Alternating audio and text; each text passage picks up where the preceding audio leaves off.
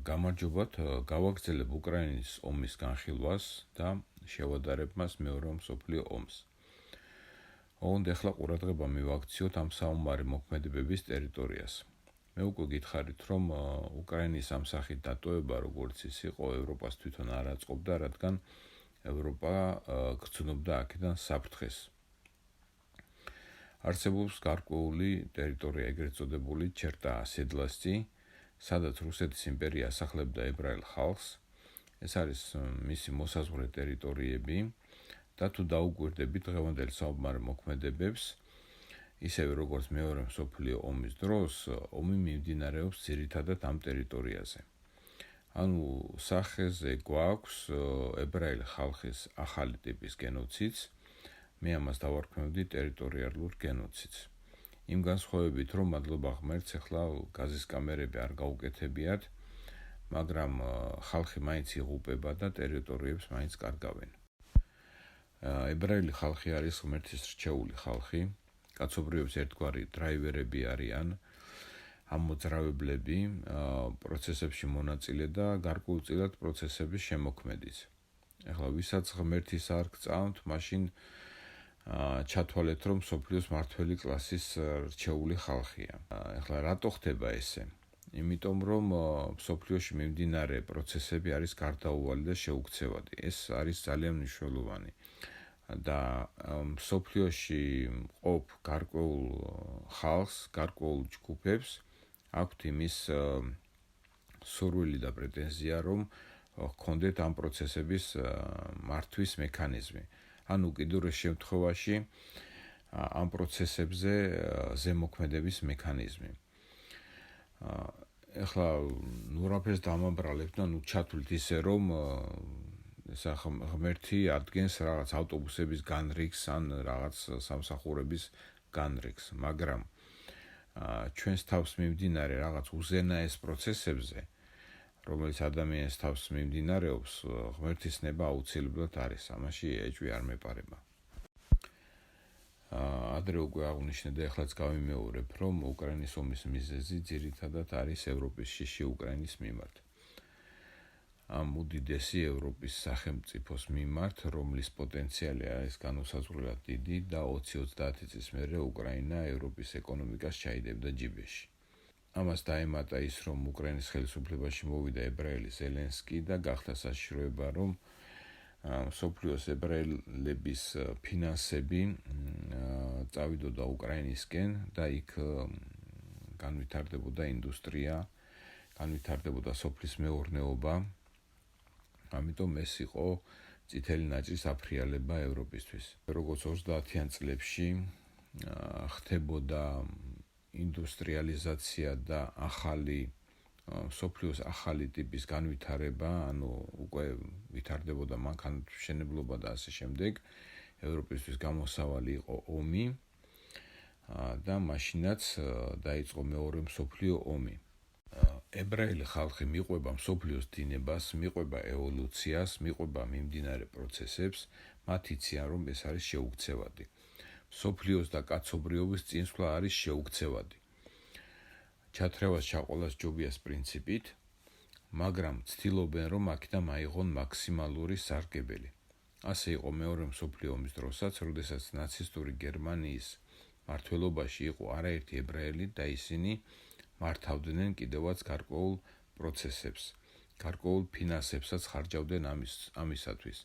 მაგრამ მიუხედავად უდიდესი მსხვერპლისა, რომელიც გაიღო ებრაელმა ხალხმა, შედეგად მათ მიიღეს სახელმწიფო ისრაელი და დიდი სტარტი მსოფლიოს ბევრ ქვეყანაში, განსაკუთრებით ამერიკის შეერთებულ შტატებში.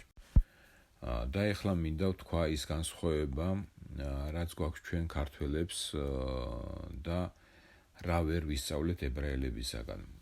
ჩვენ უდიდესი ძალისხმევა, გონება, სწავლა, ოფლი, სისხლი ჩავანთხრეთ რუსული იმპერიის შექმნაში და როდესაც ამ ჩვენი შრომა ძალისხმევისგან უნდა მიგვეღოს სიკეთე, ვიღაცების ნათქვამზე და შემოგდებულ ნარატივზე ყველაფერი დავტოვეთ და დავჩით ესეთ წინ მდგომარეობაში და სავალალო მდგომარეობაში.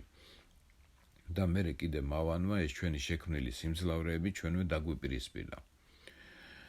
ჯერ კიდევ პეტრე პირველის დროს საქართველოსთან გაიყვანეს რკინის დნობის ოსტატები, მოგეხსენებათ სოფლიოში რკინის დნობა პირველად ჩვენ დავიწყეთ, ამ ტერიტორიაზე იყო ეგ ჩანასახი პირველად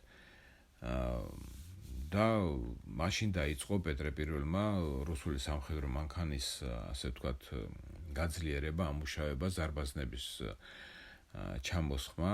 ასევე ახლა ძალიან რომ ამაყობენ რუსები თავისი რაკეტებით ქართველმა მეცნიერმა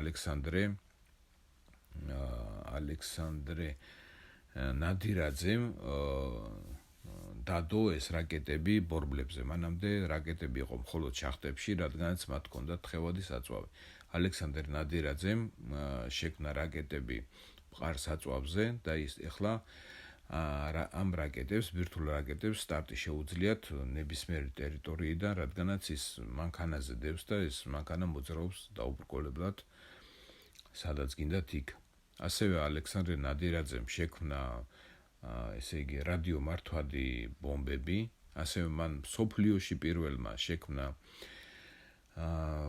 ესე იგი მეტეოროლოგიური კვლევითი რაკეტა და ეხლა აღარ ჩამოთვლი უამრავ მეცნიერს თუ მხედართ მთავარს თუ უბრალოდ მებრძოლს თუ არ ვიცი ყველას ვინც თავისი წვლილი შეიტანა და თავისი ოფლი და სისხლი დააღვარა რუსული იმპერიის შექმნაში.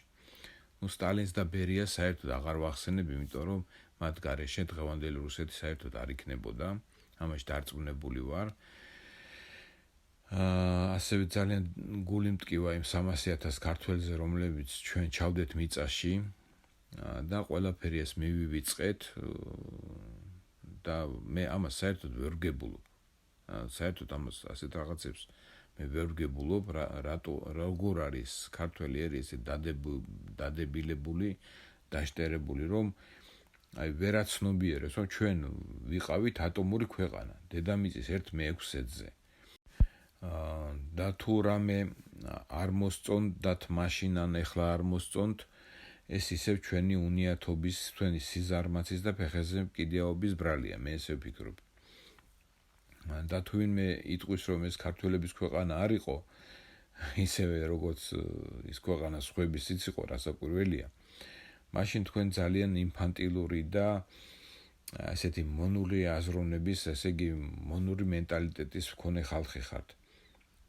იმიტომ რომ ეხლა რო დადიხართ ევროპა, ამერიკაში, ახლა თქვენ როგორც თქვენ სახლში ისე გძნობთ თავს, ანუ თქვენ ვინ ხართ იქ?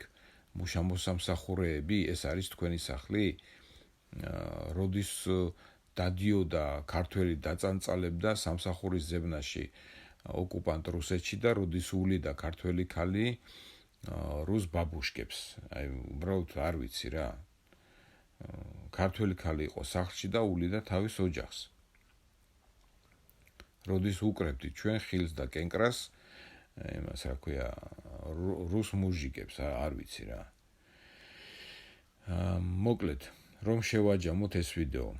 მიმდინარეობს ებრაელი ხალხის ახალი და მე დავარქმევდი ამას ტერიტორიულ გენოციდს. თუმცა მჯერა რომ ებრაელი ხალხი ამას გაუმკლავდება, უფრო უარესიც უნახავთ მათ, უფრო უარესიც გამოუვლიათ და ისევ ებრაელი ხალხის ფინანსები, მათი თანხები შევა ამ ტერიტორიაზე ომის მერე, ისევ მათი ძალისხმევით აღდგება ეს ტერიტორია აუცილებლად და იქნება ისეთივე ლამაზი, როგორც იყო აქამდე. გამოიწერეთ არხი, გააზიარეთ არხი, დააფინანსეთ, გააკეთეთ დონაცია და გვპირდებით, რომ თქვენი აზროვნება უფრო საინტერესო გახდება. დიდი მადლობა.